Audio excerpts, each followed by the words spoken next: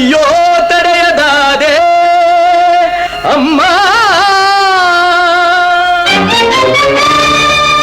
ಪರಮ ಪಾವನ ನೀನು ಪಾಪಾತ್ಮಳೆಂತೆನಗೆ ಜನ್ಮವಿತ್ತೆಯಂತೆ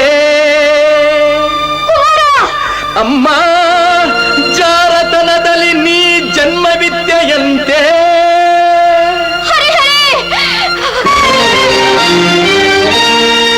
ಅದ ಕೇಳಿ ಕ್ರೋಧಾಗ್ನಿಯಿಂದೆನ್ನ ಅಂಗಾಂಗ ಉರಿದೆದ್ದು ರೋಷದಿಂ ಶಪಥಗೈದೆ ಶಪಥಗೈದೆ.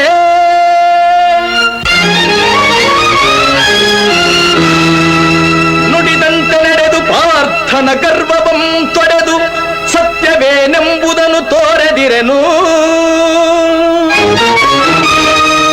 ಬೆಚ್ಚದೆ ಎನ್ನೆದೆಯ ಕಿಚ್ಚನು ತೋರಿ ರೊಚ್ಚಿನಿಂದವನ ಕೊಚ್ಚದೆ ಬಿಡನಮ್ಮ. ಸಚ್ಚರಿತೆ ನಿನ್ನ ಶೀಲವೇ ಹೆಚ್ಚೆಂದು ಮೆಚ್ಚಿ ಜಗವೆಲ್ಲ ಕೊಂಡಾಡುವುದು ಸತ್ಯ.